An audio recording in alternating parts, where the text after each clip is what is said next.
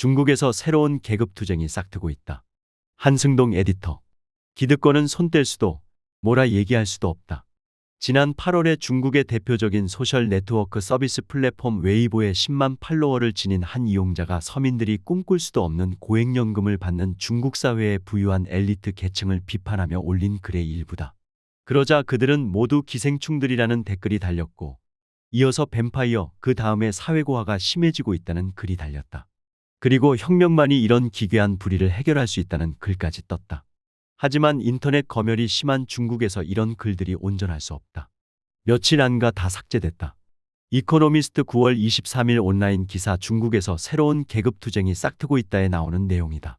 경제가 어려워지면서 사회그룹들 사이에 분노가 자라나고 있다는 부제가 붙은 그 기사는 담배 3대라는 특권적 엘리트들이 그들끼리 국영 담배전 매사업체 관리직 같은 선망하는 일자리를 배타적으로 독점하는 것을 비꼬는 소셜미디어 용어로 글을 시작했다. 올해 초 85만 팔로워를 지닌 한 마이크로블로거가 SNS의 이 세습 체제의 결과는 하층민들이 일어설 기회를 완전히 막아버리는 폐쇄적인 권력구조다 라는 글을 올렸다. 동의한다는 수백 개의 글들이 달렸다. 지배계급이 뭉치고 있다. 엘리트 자식들은 앞서 가고 가난뱅이 자식들은 가난뱅이로 남는다. 이코노미스트는 이런 중국의 최근 변화를 웨이보 등 SNS 플랫폼에 올라왔다 금방 사라지는 사회비판적인 글들과 전문 연구자들의 중국 분석 자료들을 인용해가며 흥미롭게 보여준다. 새로 형성되는 계급 격차와 특권층에 대한 계급적 분노, 그 원인 진단과 대책까지 거론한다. 한국 사회와는 물론 다르지만 닮은 점도 많다.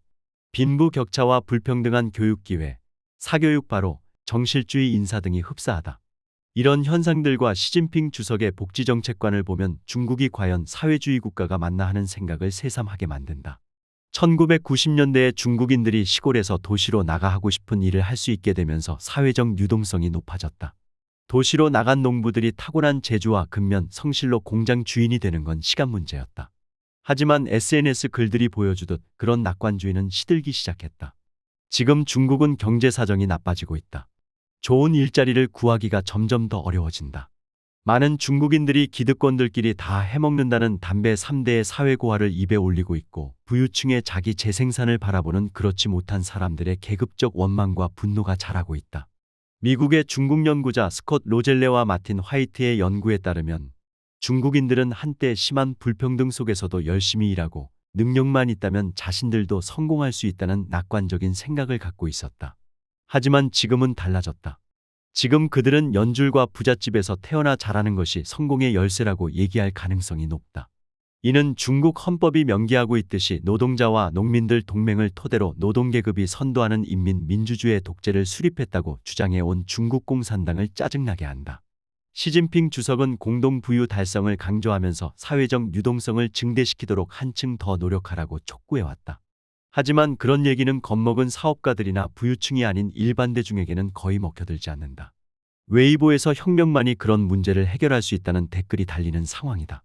사회적 유동성을 측정하는 데 쓰이는 세대 간 소득 탄력성이란 개념은 부모와 자식 세대의 소득을 비교해 0에서 1까지의 수치를 매기는데, 수치가 낮을수록 세대 간 소득 차이와 사회적 지위 편차가 낮아지고 수치가 높을수록 높아진다.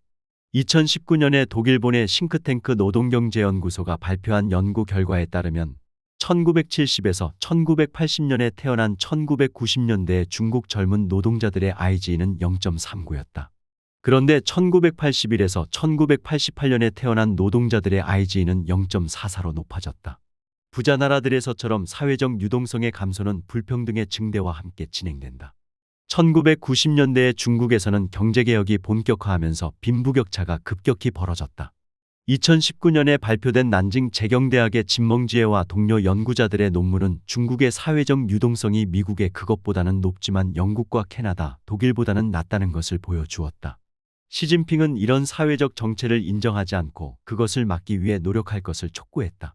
그는 2021년에 일부 나라들에서 빈부격차 확대와 중산층 붕괴로 사회적 분열과 정치적 양극화, 포퓰리즘 만연 현상이 일어나고 있다며 이를 심각한 교훈으로 삼아야 한다고 했다.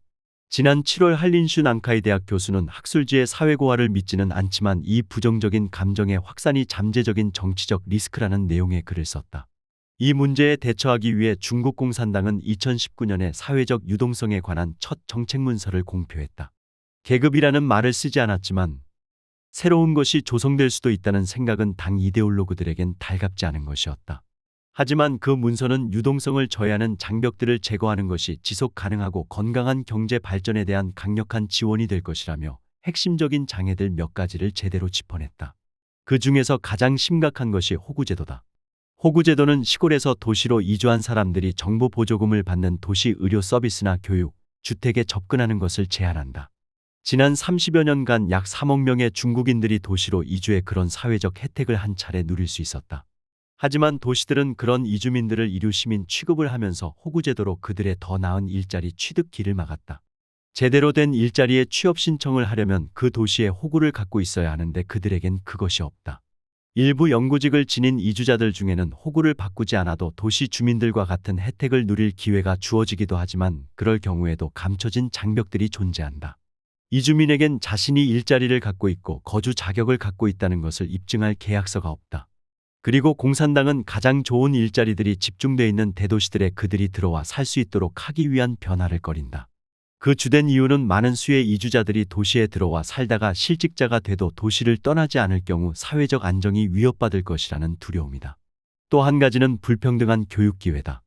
지방 사람들이 좋은 교육을 받을 기회를 평등하게 누리지 못하는 것은 사회 진보에 큰 장애가 된다.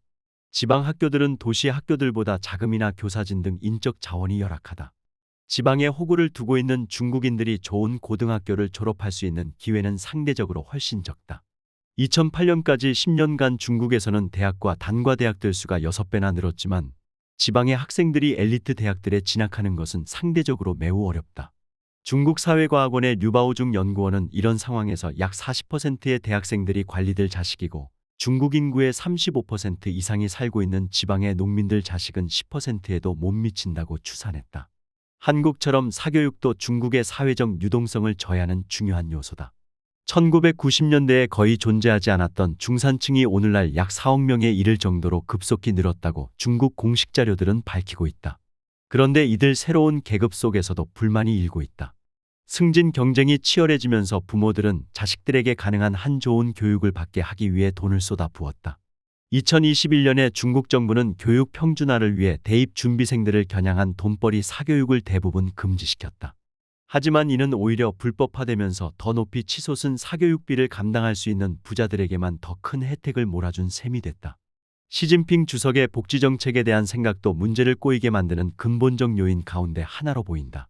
많은 중국 학자들은 의료 서비스 비용과 부족한 연금, 변변찮은 실업수당, 그리고 좋은 교육을 받기 위한 보이지 않는 추가 비용 등으로 가난한 사람들이 세대를 이어가며 가난뱅이로 남는 위험을 줄이기 위해 공공 서비스를 개선해야 한다고 주장하지만 중국 정부는 나서기를 꺼린다. 시진핑은 2021년에 공동부유를 이루기 위해서는 복지주의로 가서는 안 된다고 말했다. 그는 복지정책이 게으른 인민들을 부양한다며 이런 말을 했다. 개인의 능력 이상으로 복지국가 정책을 시행하는 것은 지속 불가능하며 반드시 심각한 경제적 정치적 문제들을 낳게 된다. 신자유주의 시대 자본주의 사회에 유행하는 능력주의와 다를 바 없다. 먼저 평등한 기회를 만들어야 한다는 의지는 박약해 보이고 능력과 기여한 만큼만 대접받아야 한다는 강자와 기득권자 중심주의는 강해 보인다. 중국이 사회주의 국가가 맞기는 한가? 공산당원이 되면 개인적 난관을 돌파하는 데 유리하겠지만 이 또한 쉽지 않다. 당원이 되려면 당 문서들을 공부하기 위한 회의들에 자주 참석해야 하는 등 긴 준비 기간이 필요하다. 선망하던 공무원과 국영기업의 화이트칼라 노동자들에게 당원 자격은 승진에 필수적이다. 중국에서 공무원 시험은 공정한 것으로 평가가 높지만 공산당원이 되는 것은 내부자의 기분에 달려있고 국가라는 보루 내에서는 정실주의가 만연해 있다.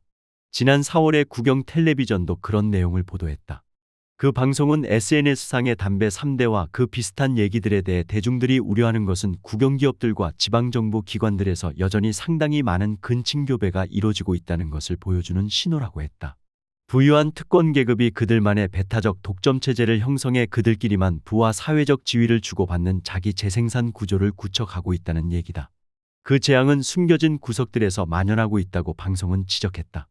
SNS 이용자들은 그런 사실들을 어렵사리 SNS에 올렸고 검열관들은 눈에 불을 켜고 살폈지만 일부는 잠시 살아남았다. 그 중에 하나는 이 사람들은 전통문화를 선양하고 있다고 비아냥대며 시진핑이 애용하는 프로젝트 중 하나를 언급했다. 용은 용을 낳고 봉황은 봉황을 낳으며 쥐새끼는 땅 파는 법을 안다.